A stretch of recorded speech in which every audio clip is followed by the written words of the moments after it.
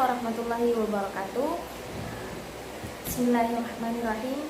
Alhamdulillahirabbil alamin wassalatu wassalamu ala asyrafil anbiya'i wal mursalin sayyidina wa maulana Muhammadin wa ala alihi wa sahbihi ajma'in. Amma ba'du. Yang saya ta'zimi Al-Mukarram Kiai Haji Muhammad Hasan Mutawakil Allah selaku pengasuh Pondok Pesantren Zainul Hasan Bingung. Yang saya hormati Bapak Muhammad Abdul Aziz MAG selaku rektor di Universitas Islam Zainul Hasan Bingung. Yang saya hormati Ustadzah Nur Fatimah MPD selaku dosen pengampu mata kuliah evaluasi pembelajaran di MI. Saya Firda Unaisi Salsabila dari program studi PGMI semester 4. Dalam pembuatan video kali ini guna untuk memenuhi tugas UTS mata kuliah evaluasi pembelajaran di MI yang diampu oleh Ustadzah Nur Fatimah MPD. Di sini saya akan menjelaskan sedikit tentang prinsip dan karakteristik hasil belajar pada jenjang pendidikan dasar. Ada beberapa sub yang harus saya paparkan. Yang pertama ada prinsip-prinsip dasar penilaian, yang kedua karakteristik penilaian, yang ketiga otentik, yang keempat berkesinambungan, yang kelima menggunakan teknik dan bentuk penilaian dengan bervariasi, dan yang terakhir mengacu pada aturan kriteria. Langsung saja ke pembahasan pertama, yaitu prinsip-prinsip dasar penilaian. Ada prinsip-prinsip umum yang penting pada kegiatan penilaian. Artinya, ada hubungan erat antara ketiga komponen tersebut, yakni ada tujuan pembelajaran, kegiatan belajar mengajar, serta evaluasi.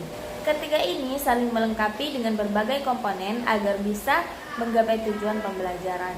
Untuk menggapai tujuan itu harus sesuai dengan komponen yang telah ditetapkan, dan guru harus merancang pembelajaran menjadi sempurna berdasarkan komponen tersebut. Kemudian keberhasilan menggapai tujuan pembelajaran akan terjadi dan siswa akan lulus dengan nilai yang baik dan berkompetensi. Selanjutnya berikut adalah beberapa prinsip penilaian hasil belajar. Yang pertama ada objektif, terus adil, sahih, terpadu, terbuka, menyeluruh, berkesinambungan, dan sistematis. Objektif di sini yaitu penilaian yang didasarkan pada prosedur dan kriteria yang jelas, tidak dipengaruhi subjektivitas penilai. Adil yaitu penilaian tidak menguntungkan atau merugikan peserta didik karena berkebutuhan khusus serta perbedaan latar belakang. Sahih di sini yaitu penilaian didasarkan pada data yang mencerminkan kemampuan yang diukur. Terpadu adalah penilaian yang dilakukan secara terintegrasi, dan terbuka yaitu penilaian dilakukan secara terbuka. Menyeluruh dilakukan secara menyeluruh, berkesinambungan dilakukan secara berkesinambungan, dan sistematis yaitu penilaian dilakukan secara sistematis. Selanjutnya karakteristik penilaian, ketuntasan dalam belajar. Karakteristik ini ialah pencapaian dasar pada kompetensi keseluruhan mata pelajaran, di mana siswa bisa menguasai materi dengan cepat dan memperoleh hasil yang memuaskan.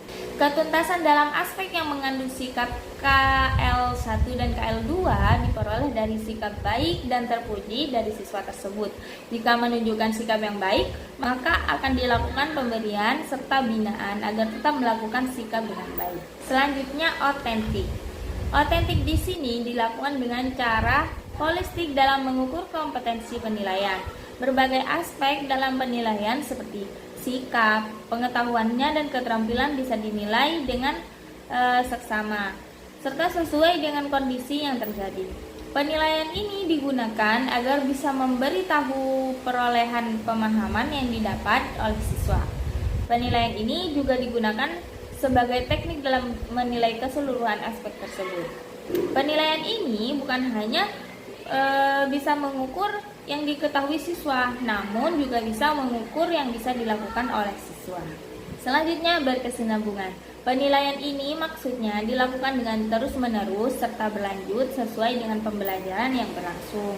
Tujuan yang didapatkan agar memberi gambaran mengenai hasil perkembangan belajar yang diperoleh oleh siswa, serta proses yang terjadi apakah ada kemajuan atau tidak, kemudian dilakukan perbaikan untuk mencapai perolehan nilai yang sempurna. Selanjutnya, menggunakan teknik dan bentuk penilaian dengan bervariasi. Keseluruhan penilaian aspek pada pembelajaran digunakan dengan teknik penilaian yang sesuai kondisi di lapangan agar bisa diukur atau dinilai secara mutlak. Metode atau teknik yang diterapkan pada penilaian seperti melakukan tes dalam bentuk tertulis atau secara lisan, memberi penugasan, praktek, proyek, mengamati atau melakukan observasi. Selanjutnya, menggunakan teknik dan bentuk penilaian dengan bervariasi. Dan yang terakhir, mengacu pada aturan kriteria.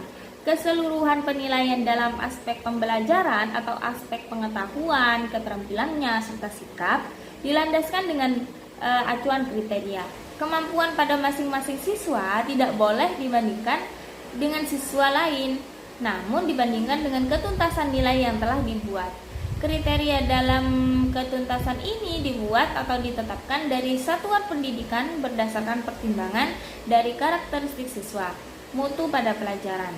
Jadi, kesimpulannya, berdasarkan hasil penelitian yang peneliti lakukan dengan menerapkan pendekatan kualitatif yang bersifat studi literatur, dapat disimpulkan bahwa pemahaman peserta didik berdasarkan KD yang ditetapkan dan harus dicapai agar bisa mengetahui pemahaman peserta didik pada materi pembelajaran.